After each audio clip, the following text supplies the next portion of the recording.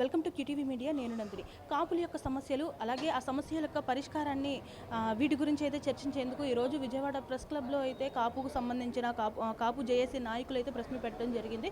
So దీని గురించి మాట్లాడేందుకు ప్రస్తుతం మన ముందు చందు జనార్దన్ గారు అయితే ఉన్నారు. ఒకసారి వారి మాటలు అడిగి తెలుసుకుందాం. అసలు ఈ యొక్క మీటింగ్ యొక్క ముఖ్య ఉద్దేశం ఏంటి, అలాగే దీని సారాంశం ఏంటి అనేది ఒకసారి ఆయన మాటలు అడిగి తెలుసుకునే ప్రయత్నం చేద్దాం. కాపులకి సంబంధించిన సమస్యలు అలాగే పరిష్కారం అంటూ కూడా ఈరోజు మీరు ప్రెస్ మీట్ పెట్టడం జరిగింది. సో దీని యొక్క యాక్షన్ ప్లాన్ ఎలా ఉండబోతుంది, అలాగే కాపు సమస్యలు అంటే కొన్ని కాపులకి సంబంధించి కొన్ని టీమ్స్ ఉన్నాయి. సో వాటికి సంబంధించిందా, లేకపోతే కాపు కులస్తులు ఎవరైనా కానీ బడుగు బలహీన వర్గాలకు సంబంధించి వాళ్ళకి సంబంధించిన సమస్యలని టేకప్ చేసి వాటిని మీరు ముందుకు తీసుకెళ్లే ప్రయత్నమా, దేని గురించి సమావేశం? అందరు నమస్తే. నేను చందు జనార్దన్, రాష్ట్ర కాపు జేఏసీ అధ్యక్షుడు. ఈరోజు ప్రధానంగా కాపునాడు, రాష్ట్ర కాపు జేఏసీ సంయుక్తంగా ఈరోజు మీడియా సమావేశం ఏర్పాటు చేయడం జరిగింది. దీంట్లో కాపునాడు జాతీయ అధ్యక్షులు గాలి సుబ్రహ్మణ్యం గారు, రాష్ట్ర అధ్యక్షులు అజ్జర్ రామకృష్ణ గారు, సీనియర్ కాపు నాయకులు ఆకుల శ్రీనివాస్ గారు, అదేవిధంగా నవనీతం సాంబశివరావు గారు, రాంబాబు గారు, బసెట్టి ప్రసాద్ గారు, బైపూడి నాగేశ్వరరావు గారు, ఇట్లా ముఖ్యమైన నాయకత్వంతో ఈ సమావేశం ఏర్పాటు చేశాం. ప్రధానంగా ఆగస్టు 16న విజయవాడలో ఐవీ ప్యాలెస్లో కాపు సంఘాల ప్రతినిధుల సమావేశం ఏర్పాటు చేస్తా ఉన్నాం. దాంట్లో ఆహ్వానించబడ్డ ప్రతినిధులతోటి ఈ సమావేశం కొనసాగుతుంది. దీనికి సంబంధించి అన్ని రాజకీయ పార్టీల నుంచి కూడా ప్రతినిధులను ఆహ్వానిస్తూ ఉన్నాం. తెలుగుదేశం పార్టీ నుంచి పెద్దలు బోండా ఉమామహేశ్వరరావు గారిని శాసనసభ్యులు వారిని ఆహ్వానించాం. ఇప్పటికే కన్నా లక్ష్మీనారాయణ గారిని సీనియర్ శాసనసభ్యులు, సీనియర్ నాయకులు వారిని ఆహ్వానిస్తూ ఉన్నాం. బీజేపీ నుంచి ఆహ్వానిస్తూ ఉన్నాం. అదేవిధంగా కాంగ్రెస్ పార్టీ నుంచి పెద్దలు పల్లంరాజు గారు, ఉషానాయుడు గారు, అదేవిధంగా ఆమంచి కృష్ణమోహన్ గారిని ఆహ్వానిస్తూ ఉన్నాం. వైసీపీ నుంచి తోట త్రిమూర్తులు గారు, బొత్స సత్యనారాయణ గారు, అదేవిధంగా కన్నబాబు గారు, రాయలసీమ నుంచి శ్రీనివాస్ గారిని ఆహ్వానిస్తూ ఉన్నాం.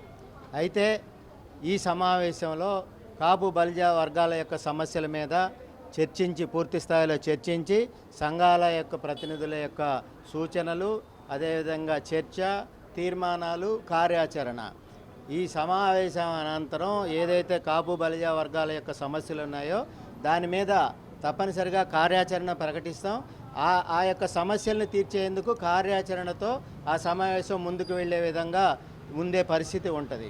ప్రధానమైన సమస్యలు రాష్ట్రంలో స్వాతంత్రం వచ్చిన నాటి నుంచి నేటి దాకా ఉన్న సమస్య కాపు బలిజ వర్గాల యొక్క సమస్య, కాపు రిజర్వేషన్కి సంబంధించి బీసీ రిజర్వేషన్ సమస్య.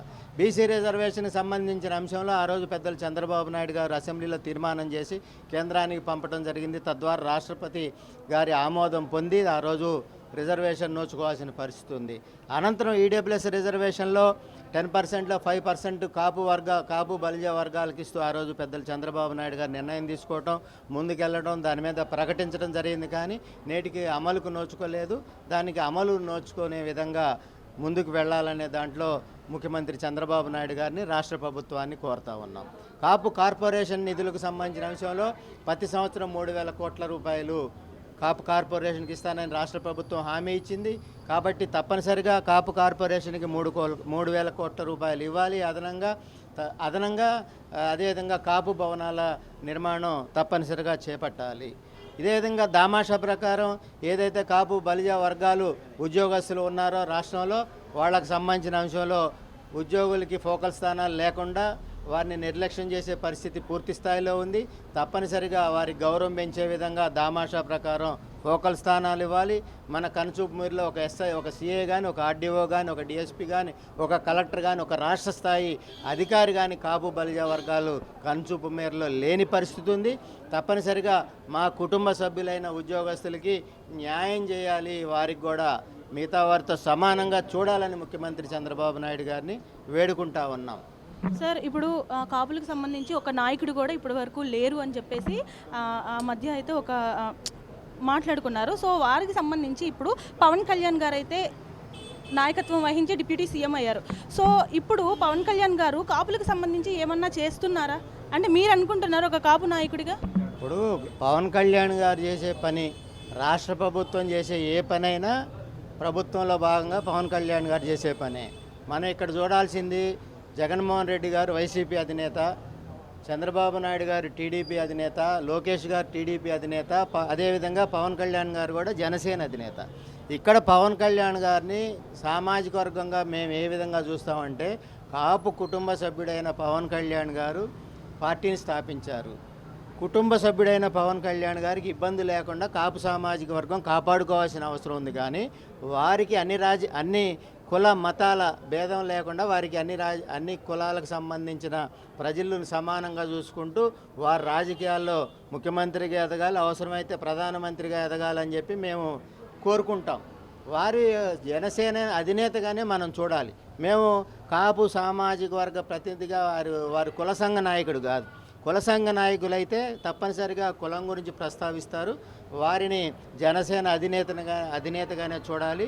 ఏదైతే ఈ సమావేశంలో మేము సమస్యల మీద నిర్ణయం తీసుకుని తీర్మానం చేసుకుని దాన్ని ఒక నివేదికగా తయారు చేసుకుని రిప్రజెంటేషన్ తయారు చేసుకుంటామో దాన్ని తప్పనిసరిగా జనసేన అధినేతకి, అదేవిధంగా తెలుగుదేశం పార్టీ అధినేత గారికి, లోకేష్ గారికి, చంద్రబాబు గారికి, బీజేపీ నాయకత్వానికి, వైసీపీ నాయకత్వానికి, పెద్దలు జగన్మోహన్ రెడ్డి గారికి కూడా అన్ని పార్టీలకు ఇస్తాం. తప్పనిసరిగా ఉభయ కమ్యూనిస్టు పార్టీలకు కూడా ఇస్తాం. సిపిఐ పార్టీకి, సిపిఎం పార్టీకి కూడా మా యొక్క సమస్యలను తీర్చే విధంగా మీరు సహకరించాలని చెప్పి కమ్యూనిస్ట్ పార్టీలకు కూడా ఇస్తాం ఆ రిప్రజెంటేషన్.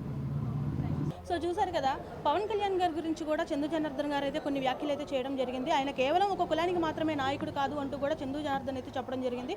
సో ఈ వీడియోపై మీ అభిప్రాయాన్ని కామెంట్ రూపంలో తెలియచేయండి. మా ఛానల్ని ఫాలో అయిపోండి. వీడియో జర్నలిస్ట్ సందీప్తో నందిని, విజయవాడ నుండి.